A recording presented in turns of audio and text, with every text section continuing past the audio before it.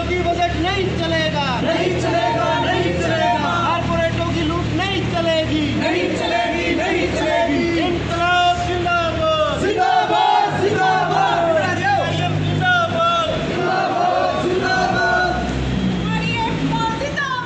जिंदाबाद, जिंदाबाद। गरीब विरोधी सरकार मुर्दाबाद, जन कल्याण विरोधी सरकार मुर्दाबाद। उसी तरह से एकता करके लड़ाई लड़नी पड़ेगी। जिस तरीके से किसान संगठनों ने एक बड़ी एकता करके साल भर के लिए एक ऐतिहासिक सफल लड़ाई लड़ी और उनको जिस तरीके से देश की जनता की तरफ से समर्थन मिला, उसी प्रकार का वातावरण बना के ये जो कॉरपोरेट की हितैषी सरकार है और जो गरीब विरोधी और देश को बर्बाद करने वाला ये जो सांप्रदायिक और कॉरपोरेट का गठजोड़ है, साम्राज्यवादी ताकतों के इशारे पर देश को बेच रहा है, इसका हम विरोध करते हैं आज। और आने वाले समय में इस विरोध को और तेज करेंगे और इस सरकार को बाध्य करना पड़ेगा कि लोगों की रोजी रोटी के हक में कानून बनाए और मौजूदा जो बजट प्रस्ताव हैं उनके अंदर भी ये परिवर्तन करके और इसको वापस लेने की ज़रूरत है। एक भी इसमें शब्द ऐसा नहीं है जो जनता के हित का हो, गरीब के लिए हो और किसान मजदूर के लिए, महिलाओं के लिए या परियोजना वर्कर। कितनी हजार हमारे यहाँ भी हड़ताल पर है और देश में अलग अलग जगह लड़ाइयाँ लड़ रही हैं।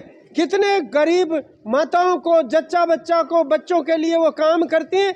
एक शब्द जो है परियोजना वर्करों के नाम का। आज बेरोजगारी आजादी के बाद हिंदुस्तान के सबसे उच्चतम स्तर के ऊपर है। महामारी का प्रकोप है।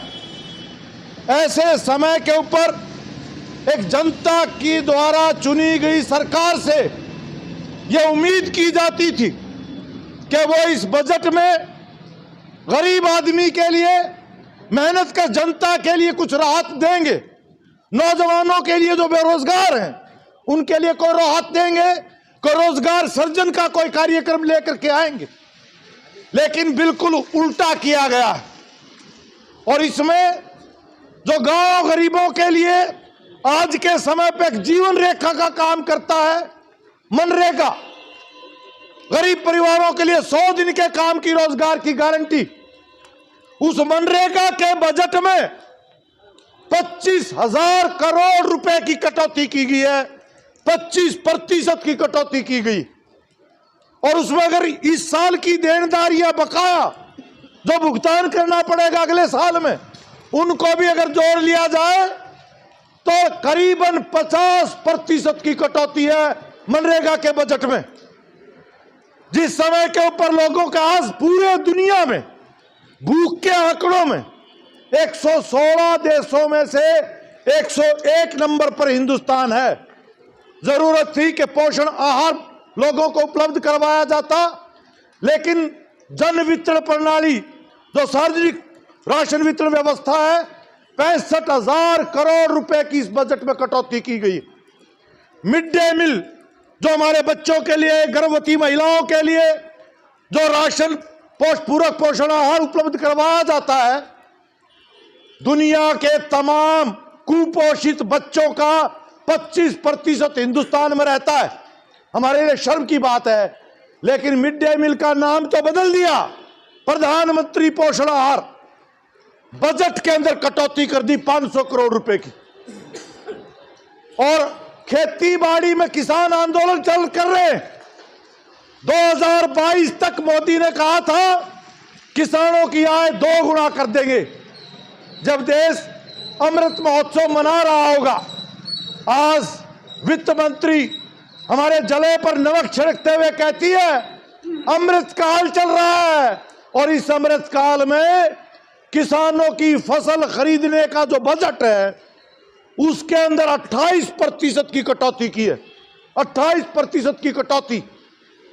एफसीआई और तमाम जो एजेंसीज खरीदती है उनके लिए पैसा जो केंद्र सरकार देती है उसमें कटौती की गई है। खाद के ऊपर, खाद की सब्सिडी में 25% की कटौती की गई।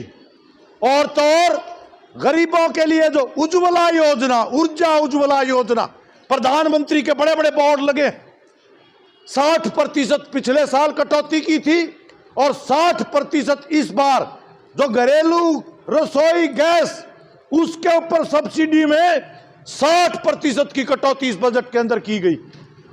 पूरी तरह से एक दुश्मनी का व्यवहार है जो मोदी की सरकार जनता के साथ कर रही है।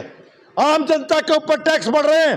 पेट्रोल डीजल दुनिया में सबसे ज्यादा टैक्स है, लेकिन इस बजट में 2% और टैक्स बढ़ा दिया। अभी चुनाव चल रहे हैं 5 राज्यों के, कंपनियों को कह रखा है कि आपको कीमतें नहीं बढ़नी, लेकिन जैसे ही चुनाव खत्म होंगे फिर से आग लगेगी और एक तेल की कीमत नहीं बढ़ती, तेल की कीमत बढ़ने के साथ तमाम महंगाई जो आज हम भुगत रहे हैं वो और ज्यादा बढ़ेगी। इस तरह से जनता के ऊपर टैक्स बढ़ाया गया। गरीब आदमी, छोटा कारोबारी, कोई भी आज छोटे छोटे उद्योग, छोटा व्यापारी, मध्यम वर्ग के लोग, उनके ऊपर इनकम टैक्स में कोई राहत नहीं है। लेकिन कॉर्पोरेट टैक्स जब मोदी सत्ता में आया था 35% कॉर्पोरेट टैक्स था, आज 15% के ऊपर पहुंच गया। कॉर्पोरेट के लिए छूटें, उनके 12 लाख करोड़ रुपए कर्जे माफ कर दिए सार्वजनिक बैंकों के और जनता को लूटा जा रहा है। इसके खिलाफ आज पूरे देश में हम यह ऐलान करते हैं कि जिस तरह से किसानों ने एक ऐतिहासिक लड़ाई जीती है, इसी तरह से किसान, मजदूर, छोटा कारोबारी, व्यापारी, आम मध्यम वर्ग सबको मिलकर के लड़ाई लड़नी पड़ेगी। देश की शिक्षा को बर्बाद किया गया। लाखों बच्चे हरियाणा के इस साल दाखिला नहीं ले पाए। ऑनलाइन एजुकेशन के नाम के ऊपर गरीबों के बच्चे आज शिक्षा से बाहर हो रहे हैं।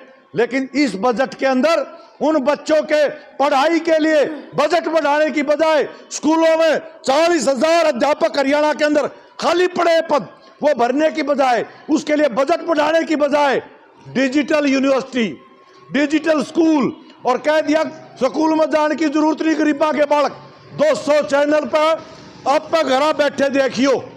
गरीब आदमी के साथ इससे बड़ा मजाक क्या हो सकता है इस देश के स्तर के ऊपर। तो मिलकर के इसके खिलाफ लड़ाई लड़नी पड़ेगी।